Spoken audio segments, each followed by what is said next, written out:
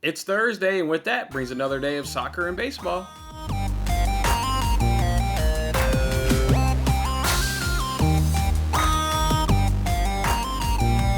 Hey, what's going on, everybody? It's Jason Mattis with Winning Bets. Thanks for hanging out with me on this episode. That's right, we're on the Thursday edition here of Winning Bets. We're giving out free sports picks every single day.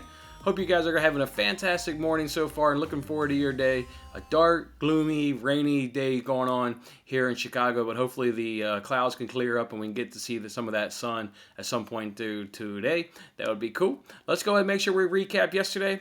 Recapping yesterday, it was a good thing we only did half unit bets because we went 3-6 yesterday. We started off though with that no run the first inning, that Rays Red Sox game. I hope you guys tailed that bet. If you guys were a part of the winning bets community last year when baseball was in progress and we did no runs of the first inning, that's a bet that we're extremely profitable over the course of a season. We're only 3-2 so far this season, but if you guys remember, our 2 losses again were due to that error in that wild pitch. So we've won 3 out of 5 so far this season. I absolutely love that bet. We play it in the right spots. We don't force it. And I guarantee you guys, just like last year, over the course of the long haul, we'll have won on a ton more of that bet then we'll lose. And that's exactly what happened yesterday. Relatively no sweat, no run in that first inning between that Rays and Red Sox. Our other cashes of the day were that Reds team total. Seems like everybody's been beaten up on that Pirates pitching, so the Reds were able to do it again for the consecutive day. I think they scraped out 11 runs is what I saw. So, yeah, they went over their team total. And then we got the Rockies on that money line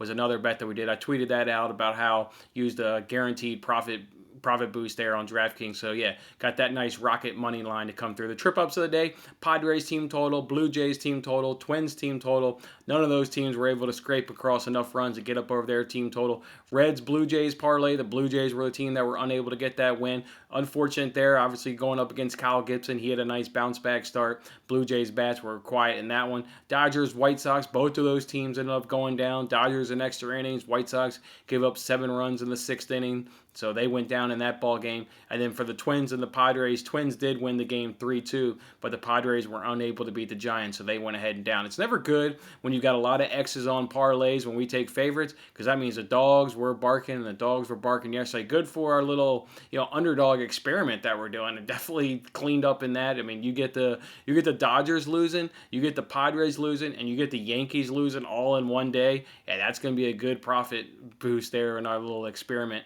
That we're doing betting the underdogs every single day and every bet there. That was certainly good. But yeah, not good for us overall, though. A little over a unit, so not that bad. It's a good thing that, like I said, we kept it to half unit bets, and that's what we're doing here when we're talking about feeling out this baseball season. So little damage there, not a too overly big deal that right there, but nonetheless damage that we don't like, and that's something that we'd like to obviously like to turn around and get that straight going forward. So before we do that though, we've got some money to give away. You guys remember on the NBC Sports Predictor League, we did the NBA pick and roll contest, so we've got some money to give out. It's D-Barb. D-Barb went ahead and took first place. Not only took first place, but the little experiment, the way I kind of wanted to do there in terms of maybe possibly giving out extra money, went ahead is going to bite me in the butt here on the first night there. So D-Bar beat everybody in the group, but then also beat myself. So that person will go ahead and take home an extra $5. So $25 total there is what D-Barb's going to do. All you got to do is hit me up on Twitter,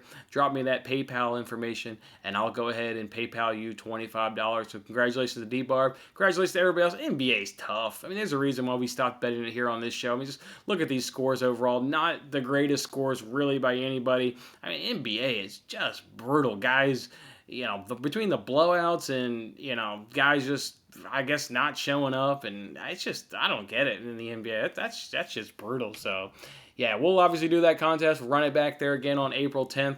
I believe that's going to be a Saturday when they run that contest back again. We'll just do the same thing again there with the possibility to maybe earn an extra $5 or lose $5, or if you have the same entries as me at the top, we'll give you a chance there to win 30. So we'll run that back on April 10th.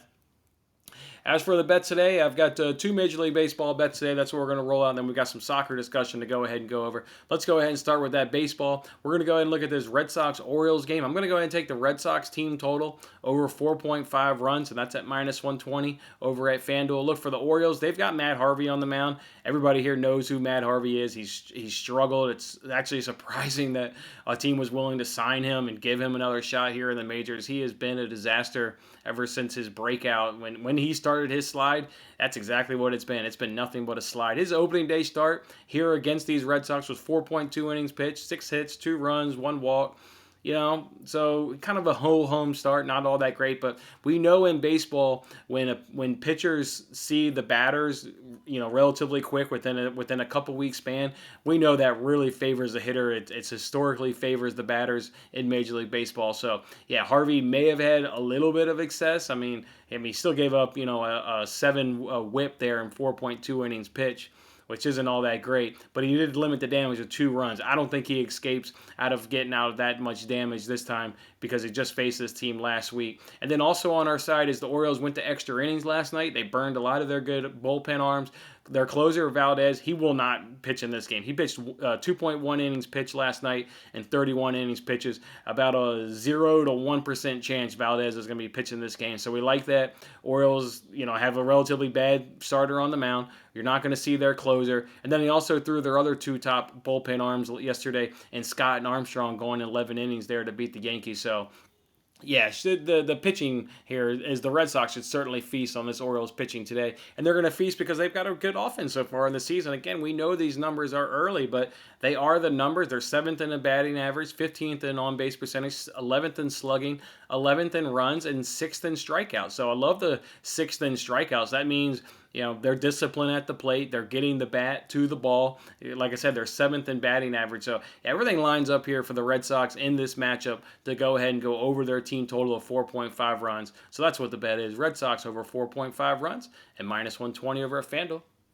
The next one we'll do here is Athletics and Astros. We're going to just go ahead and take the Astros money line. You can find that at minus 151 at PointsBet. So literally a tick above my minus 150 threshold. It's at minus 151 over at PointsBet. For the starting pitchers here, you're not really getting too big of an advantage. I don't think. You got Cole Irvin versus Christian Javier. Irvin's track record is pretty bad, where Javier, he had a bad start. So his one and only start in 2021. Both of these pitchers have already seen these teams. This was the opening series here in Major League Baseball. So Irvin's already seen the Astros, and Javier's already seen the Athletics. They both did bad.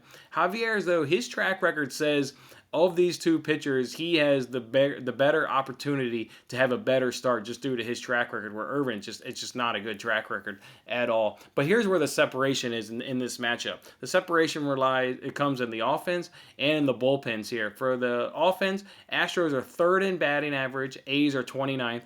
Astros are 3rd in on-base percentage, Astros are 27th.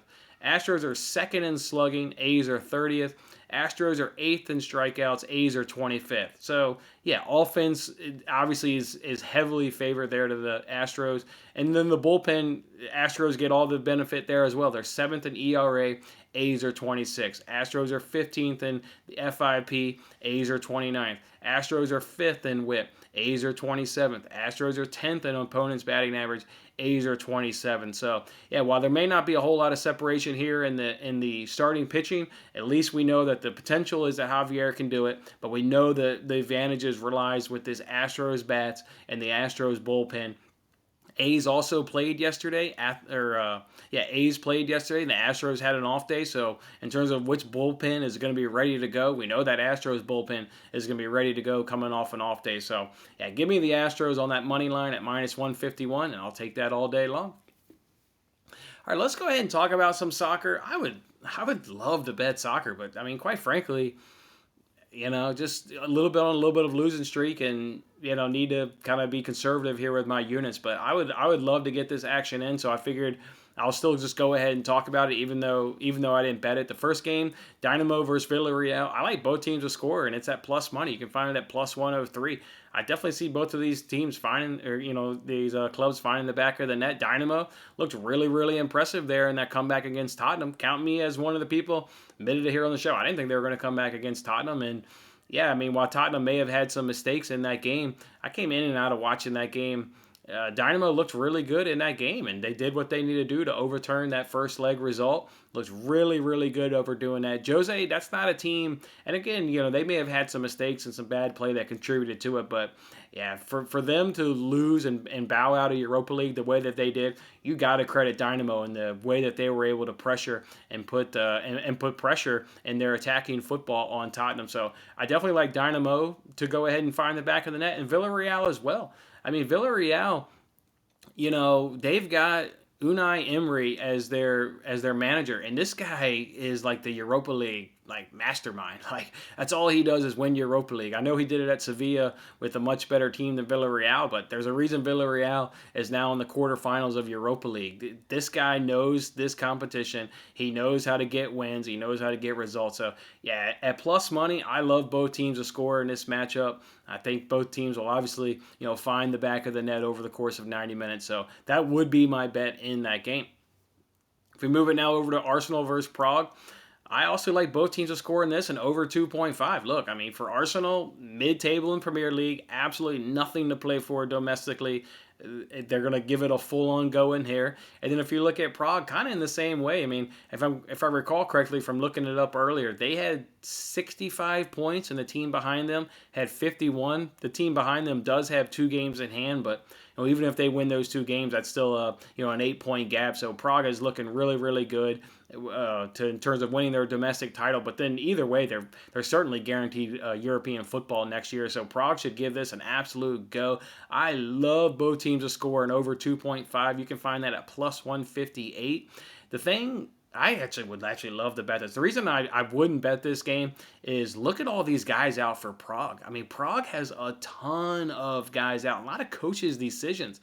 Obviously don't know enough about this league and know enough about this team. I don't know if these guys are, squad players. I don't know if they're starting 11 players. I don't know who the hell these guys are, but if I did know, and if you guys know, let me know. Because if these are just squad players and not starting 11 players, and they don't really, matter, so to speak, then boy, do I really, really love both teams to score an over 2.5. But not knowing who these guys are, that's the hesitation I have is here. If these guys are starting, if a lot of these guys are starting 11 players, then yeah, maybe both teams are scoring over 2.5 may not be the greatest bet. But that is where I would certainly lean in that game. And even if, like I said, neither of these clubs have a whole lot left to play for domestically, so they're going to be giving it a full-on go. That could be a really good, fascinating match to watch there.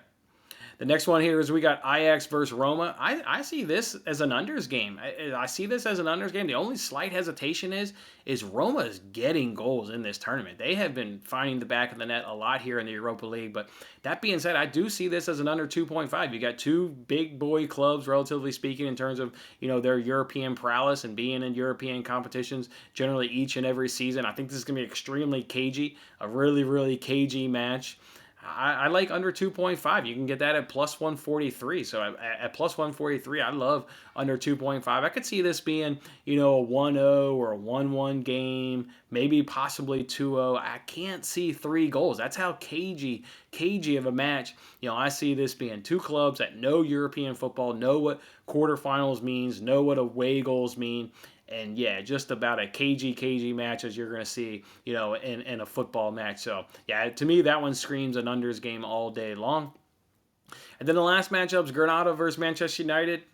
I could give you my opinion on that, but there's probably a whole hell of a lot of homerism. And however I tell you guys how that's going to go, you're going to, shake your head and nod and go, yeah, no shit, he thinks that. He's a United fan. So yeah, maybe I'll hold back on giving you guys my opinion on that game, and I'll just kind of sit back and enjoy that and hope United doesn't blow it and they can at least get a good first leg result. But yeah, I think even if I told you guys my opinion on that game, you guys would generally agree. Nobody's putting Granada on Manchester United's level. But, they're in the quarterfinals here of a European competition, so they're doing something right throughout this tournament. You don't luck into this spot. You may luck throughout the tournament a little bit, but at some point you have to earn your way into a quarterfinal, and Granada has done that, so you got to give them the respect there. But yeah, obviously, you guys know how it go. But yeah, there's a lot of homerism possibly in that, and even if not, maybe it's not homerism, and United is the better team. Still, yeah, you guys will be like, yeah, no shit, he's a United fan, so of course he's gonna pick United in that matchup all day long. All right, guys, that's what we're going to do today. Let's go ahead and go 2-0 in baseball. Let's fucking have the Red Sox mash the goddamn ball. Let's have the Astros be cool, win the fucking game. Let's go 2-0. Let's go hit that like button. Let's come back on Friday's show with some units in our pocket and crush the weekend. All right, guys, you guys have a good one. Enjoy your Thursday, and I'll see you back tomorrow. Thanks for watching this episode of Winning Bets. I'm Jason Mattis. I'll see you again when we are celebrating the wins and making more winning bets. Don't forget to like, comment, share, and subscribe for more winning bets.